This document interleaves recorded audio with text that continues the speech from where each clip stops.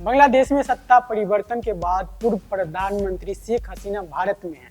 मोहम्मद यूनिस सरकार ने भारत से हसीना को वापस करने की अपील की है। नमस्कार, आपका स्वागत है BUI न्यूज पर। मैं हूं आपके साथ ऋषभ कुमार।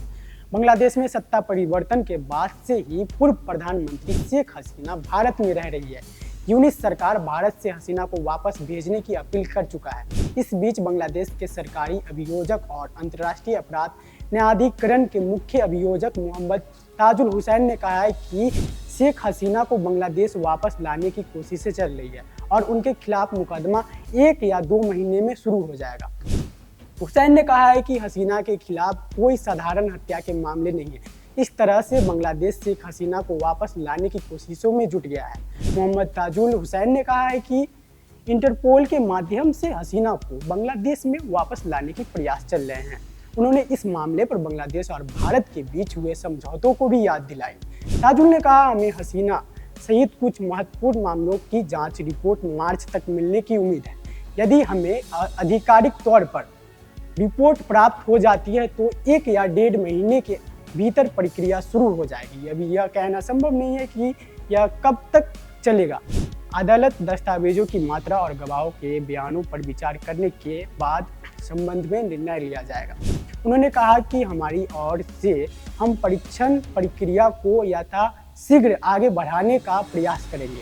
न्यायाधिकरण की सुनवाई के बिना किसी भी रुकावट के जारी रहेगी। हसीना के खिलाफ जांचें।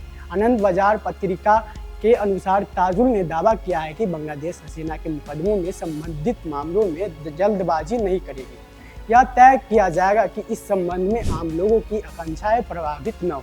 ताजुल ने कहा, हसीना को इंटरपोल के जरिए देश में वापस लाने के प्रयास किए जा रहे हैं।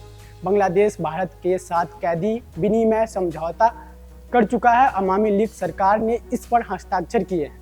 उन्होंने कहा, मुझे उम्मीद है कि भारत इस समझौतों की शर्तों के अनुसार शेख हसीना को वापस कर देगा। हसीना पर लगे आरोपों के बारे में ताजुल ने कहा, यह कोई साधारण हत्या का मामला नहीं है। यह मानवता के विरुद्ध अपराध है। इसका क्षेत्रफल 56,000 वर्ग मील है। इसमें 2,000 से अधिक लोग मारे गए हैं। घायलों की संख्या 25,000 से अधिक है। आपको बता दें कि पिछले साल बांग्लादेश में बड़े स्तर पर शेख हसीना सरकार के खिलाफ आंदोलन हुए थे। 5 अगस्त को हसीना को प्रधानमंत्री पद से इस्तीफा तक देना पड़ गया था, जिसके बाद वह भारत भागकर आई। इसके बाद नोबेल पुरस्कार विजेता मोहम्मद यूनिस के नेतृत्व में अंतरिम सरकार का गठन हुआ। लेकिन यूनिस सरकार में हिंदुओं के खिलाफ जमकर हिंसा हो रही है। कई हिंदुओं की मौत हुई और मंदिरों को भी निशाना बनाया गया। अभी भी बांग्लादेश के हालात बहुत ठीक नहीं है। भारत ने भी आधिकारिक रूप से इसको लेकर चिंता जताई। वहीं यूनिस सरकार ने भारत को पत्र लिखकर शेख हसीना को वापस भेजने की मांग की है। हालांकि भारत ने अब तक कोई फैसला नहीं लिया है। इस खबर पे आपकी क्या राय है, नीचे कमेंट सेक्शन में जरूर बताइए। बाकी देश और दुनिया की तमाम बड़ी खबरों को देखने के लिए देखते रहिए BUI न्यूज।